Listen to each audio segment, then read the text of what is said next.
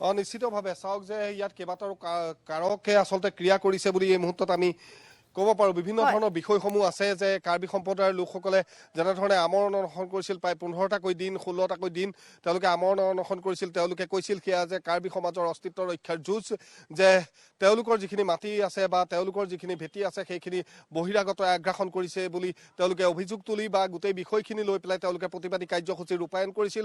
সেই আমৰণ অনশনৰ কাৰ্যসূচীৰ মাজতেই যিহেতু তেওঁলোকৰ প্ৰতিবাদকাৰীক আটক কৰা হৈছিল, তাৰ পৰৱৰ্তী পৰ্যায়তে তেওঁলোকে কিন্তু সেই প্ৰতিবাদে হিংসাত্মক ৰূপ লয় আৰু যিসকল অনাকাৰ্বি লোক আছে তেওঁলোকৰ দোকান পোহাৰ আচলতে জ্বলাই দিয়া হৈছিল কালিৰ দিনটোত। আৰু তাৰ পৰৱৰ্তী পৰ্যায়ত আজিৰ দিনটোত পৰিৱেশ কিছু পুৱাৰ ভাগত কিছু স্তিমিত হৈছিল, যে পুৱাৰ ভাগত কিছু শান্ত হৈছিল। মন্ত্ৰীগৰাকী আহিছিল, কাৰ্বি সম্প্ৰদায়ৰ যি অনশন তেওঁলোকৰ চলি আছিল তাতে তেওঁ কথা বাৰ্তা পাতি পেলাই তেওঁলোকক সৈমান কৰাইছিল আৰু তেওঁলোকেও এটা কথা মানি লৈছিল যে গোটেই এই বিষয়সমূহ সামৰি এখন ত্ৰিপাক্ষিক বৈঠক হ'ব, য'ত কাৰ্বি আংলঙৰ CM তুলিৰাম ৰংহাং, তাৰ লগতে অসম চৰকাৰ আৰু তাৰ লগতে তেওঁলোকৰ যি কাৰ্বি সম্প্ৰদায়ৰ সমাজ আছে সেইসকল একেলগে থাকি এখন ত্ৰিপাক্ষিক বৈঠক হ'ব। সেই আলোচনাৰ মৰ্মে সেই আমৰণ অনশন সমাপ্ত হৈছিল আৰু তেওঁলোকে আঁতৰি গৈছিল। কিন্তু পৰৱৰ্তী পৰ্যায়ত দেখা গ'ল যে কোনো লোকে এখন বাহন জ্বলাই দিয়া আৰু সেই বাহন জ্বলাই দিয়াৰ ফলতেই পৰিৱেশ অধিক অৱনতি ঘটে। দুই ফৈদে আচলতে যুযুধান ৰূপ লয়।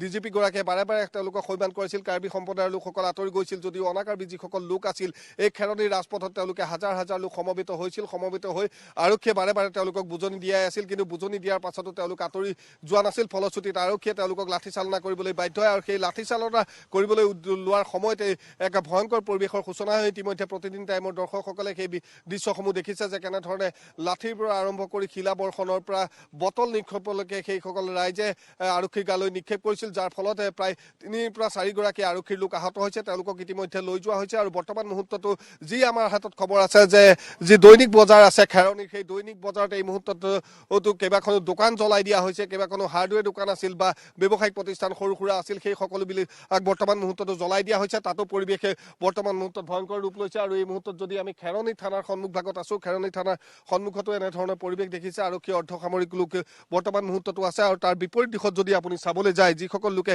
কিছু সময় পূৰ্বে শিলা বৰ্ষণ কৰিছিল সেই লোকসকল কিন্তু কিছু দূৰ আঁতৰি গৈছে, যদিও বিভিন্ন স্থানত তেওঁলোকে অৱস্থান কৰি আছে। এই মুহূৰ্ততো যিটো মূল পথ, সেই মূল পথ বৰ্তমান তেওঁলোকে অৱৰোধ কৰি ৰাখিছে। আৰক্ষীৰ লোকসকল কিছু দূৰ আগুৱাই গৈছে, তেওঁলোকক বুজাবলৈ চেষ্টা কৰিছে, কিন্তু কোনেও সেই বুজনি মনা নাই। যদি আমাৰ কেমেৰাত সেই দৃশ্যসমূহ বন্দী হয় যে কিছু দূৰ আগুৱাই সেই লোকসকলক আপোনালোকে দেখিব যে তেওঁলোক তাতে অৱস্থান কৰি আছে। গতিকে পৰিৱেশ অতি স্পৰ্শকাতৰ হৈ বৰ্তমান মুহূৰ্ততো আছে। কিছু সংখ্যক লোকক আৰক্ষীয়ে লাঠিচালনা বা গুলী কন্দুৱা গেছ প্ৰয়োগ কৰি তেওঁলোকক আঁতৰি যাবলৈ তেওঁলোক বাধ্য হৈছিল, যদিও কিছু সংখ্যক লোক কিন্তু ৰাজপথত যদি আমি কেমেৰাত দেখুৱাবলৈ সক্ষম হৈছোঁ যে কিছু লোক বৰ্তমান মুহূৰ্ততো তাতে আছে। আৰক্ষীয়ে সেইসকল লোকক সেই স্থানতে আচলতে বাধা আৰোপ কৰি ৰাখিছে। কিন্তু কথাটো হ'ল যে যিহেতু সন্ধিয়া হৈ আছে, দৈনিক বজাৰত এনেধৰণৰ ঘটনা সংঘটিত হৈছে। পাৰ্থপ্ৰতিম বৰুৱা, আপুনি কালিৰ পৰাই যিটো তাত আমাক গ্ৰাউণ্ড জিৰ' ৰিপৰ্ট দি আছে, মই এটা কথা এই মুহূৰ্তত সুধিব বিচাৰিছোঁ যে আচলতে প্ৰতিবাদকাৰীসকল বিহাৰী সম্প্ৰদায় বা বঙালী সম্প্ৰদায় সমান্তৰালকৈ যিসকল কাৰ্বি খিলঞ্জীয়া লোক আছে তেখেতসকলেও প্ৰতিবাদ সাব্যস্ত কৰিছে। ভাগে ভাগে সকলো উত্তেজিত হৈ আছে, কিন্তু তাৰ মাজত আচলতে সাধাৰণ জনতা যথেষ্ট ত্ৰাসিত হৈ পৰিছে, যথেষ্ট ভয় খাইছে। গতিকে সেইসকলৰ নিৰাপত্তাৰ ক্ষেত্ৰত আচলতে কেনেধৰণৰ ব্যৱস্থা কৰা হৈছে? কাৰণ আমি দেখিছোঁ যে আৰক্ষী যদিও বা নিৰাপত্তাৰক্ষী যদিও বা মোতায়েন কৰা হৈছে, কিন্তু পৰিস্থিতি এতিয়াও নিয়ন্ত্ৰণলৈ অহা নাই। গতিকে পৰৱৰ্তী কেনেধৰণে নিৰাপত্তাৰ দিশটো চোৱা গৈছে, কি কৈছে আৰক্ষীসকলে? চাওক, সেইটোৱে এই মুহূৰ্তত ডাঙৰ প্ৰশ্ন। কাৰণ ইয়াত যদি চাই আপুনি দুটা সম্প্ৰদায়ৰ লোক আছে। সাধাৰণ লোক বুলি ক'বলৈ হ'লে যিটো মূল পথ সেই পথেদি বৰ্তমান মুহূৰ্তত যান বাহন চলাচল বন্ধ হৈ আছে। ইয়াত দুইটা সম্প্ৰদায়ৰ লোক আছে। এফালে যদি কাৰ্বিসকল আছে, বাকীফালে অনা কাৰ্বিসকল আছে।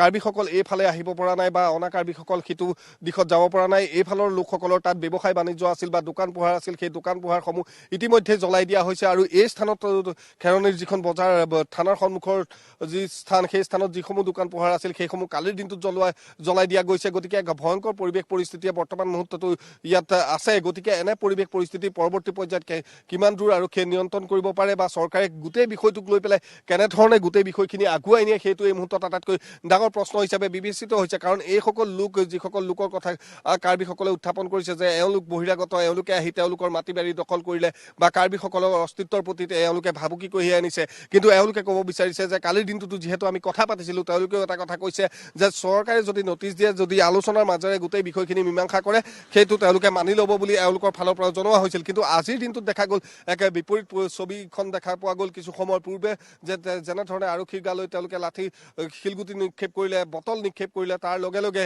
কেইবাগৰাকী আৰক্ষীৰ লোক আহত হ'ল। গতিকে পৰৱৰ্তী পৰ্যায়ত এই পৰিৱেশ পৰিস্থিতি কোনফালে ঢাল খায় সেইটো এই মুহূৰ্তত ক'ব নোৱাৰি, কিয়নো সন্ধিয়া লাগি আহি আছে। এই আনফালে দৈনিক বজাৰত কেইবাখনো দোকানত অগ্নিসংযোগ কৰা হৈছে আৰু এই মুহূৰ্ততো যদি চাই যে শিলগুটি কোনো কোনো স্থানৰ পৰা বৰ্তমান মুহূৰ্ততো নিক্ষেপ কৰি থকা হৈছে। গতিকে আৰক্ষীৰ লোকসকল সষ্টম হৈ আছে যদিও কিন্তু পৰিৱেশ এই মুহূৰ্ততো নিয়ন্ত্ৰণত থকা নাই, কাৰণ যি খেৰনিৰ মূল থানাৰ সমীপতে এনেধৰণে ভয়ংকৰ ঘটনা সংঘটিত হৈ গৈছে। ঠিক তেনেধৰণে থানা পাৰ হৈ যিখন কপিলি দলং আছে, কপিলি দলং পাৰ হৈ যিখন দৈনিক বজাৰ আছিল, সেই দৈনিক বজাৰত বৰ্তমান মুহূৰ্ততো তাতো আমাৰ ইতিমধ্যে সতীৰ্থ কনক দেৰুৱে সেই ভিজুৱেলছসমূহ আপোনালোকলৈ দিছে যে তাত দেখিছে যে কেনেধৰণে দৈনিক বজাৰত কেইবাখনো দোকানত অগ্নিসংযোগ কৰা হৈছে। গতিকে এই গোটেই সামগ্ৰিকভাৱে যদি আপুনি চাবলৈ যায়, গোটেই বিষয়খিনিত কিন্তু চৰকাৰ, প্ৰশাসন বা কাৰ্বি আংলং স্বায়ত্ত পৰিষদৰ যিগৰাকী মুখ্য কাৰ্যবাহী বিষয়া বা কাৰ্বি আংলং স্বায়ত্ত পৰিষদৰ নিশ্চিতভাৱে যথেষ্ট গুৰু দায়িত্ব আছিল যে এই বিষয়সমূহ কেনেধৰণে মীমাংসা কৰিব লাগে। কাৰণ 15টাকৈ দিন তেওঁলোকে অনশন কৰিছিল, তাৰ পাছত তেওঁলোকক আলোচনালৈ নিমন্ত্ৰণ জনোৱা হৈছিল। আলোচনাৰ মাজতেই কিয় তেওঁলোকৰ লোকক আটক কৰি নিয়া হ'ল ইত্যাদি বিষয়সমূহ কিন্তু আজিৰ তাৰিখত উত্থাপন হৈছে আৰু এই গোটেই বিষয়সমূহ লৈ কিন্তু এক তদন্ত আচলতে প্ৰয়োজনীয়তা আহি পৰিছে, যিখিনি কথা ইতিমধ্যে শিক্ষামন্ত্ৰী ডাক্তৰ ৰণোজ পেগুৱে তেওঁলোককো আশ্বস্ত কৰিছিল। কিন্তু তাৰ পৰৱৰ্তী পৰ্যায়ত দেখা পোৱা গ'ল যে এনেধৰণৰ পৰিৱেশ পৰিস্থিতি উদ্ভৱ হ'ল, যিখিনি কথা কোনেও কামনা কৰা নাছিল। গতিকে সংঘাত কোনেও কামনা নকৰে। আজিৰ দিনটোত আৰক্ষীৰ লোক আহত হৈছে, কাৰ্বি সম্প্ৰদায়ৰ লোক আহত হৈছে, ঠিক তেনেধৰণে অনা কাৰ্বি লোক আহত হৈছে। এনেধৰণৰ পৰিৱেশ পৰিস্থিতি এটা এইখন অসমতে সংঘটিত হৈছে। গতিকে এনেধৰণৰ সংঘাতপূৰ্ণ পৰিৱেশ কিন্তু কোনেও নিবিচাৰে আৰু হয়তো হোৱাটো কোনেও কামনা নকৰে। গতিকে মুখ্যমন্ত্ৰীগৰাকীয়ে হওক বা চৰকাৰ প্ৰশাসনে এই গোটেই বিষয়টো লৈ পেলাই কাৰ্বি আংলং স্বায়ত্ত পৰিষদৰ বিষয়াসকলে হওক বা ইয়াৰ বিভিন্ন কাৰ্বি সংগঠনৰ নেতাসকল আছে বা বিভিন্ন দল সংগঠন আছে, গোটেই বিষয়খিনি কিন্তু আলোচনাৰ মাজেৰে এই গোটেই বিষয়টো মীমাংসা কৰাৰ অতি প্ৰয়োজনীয়তা আহি পৰিছে। কাৰণ এইটোৱে মূল পথ। আমি কৈছোঁ যে খেৰনিৰ এই মূল পথেদি কাৰ্বিসকলেও অহা যোৱা কৰে, অনা কাৰ্বিসকলেও অহা যোৱা কৰে। অনা কাৰ্বিসকলৰ ইয়াত ব্যৱসায় আছে বা কাৰ্বিসকলৰ ব্যৱসায় আছে বা অনা কাৰ্বিসকলৰ ব্যৱসায় দৈনিক বজাৰত আছে। গতিকে এনেধৰণৰ কিন্তু দূৰদৃষ্টিভাৱে এই গোটেই বিষয়খিনি চাব লাগিব, নহ'লে কিন্তু অনাগত দিনত এই পৰিৱেশ পৰিস্থিতি অধিক অৱনতি হোৱাৰ আশংকা আছে। জুবি।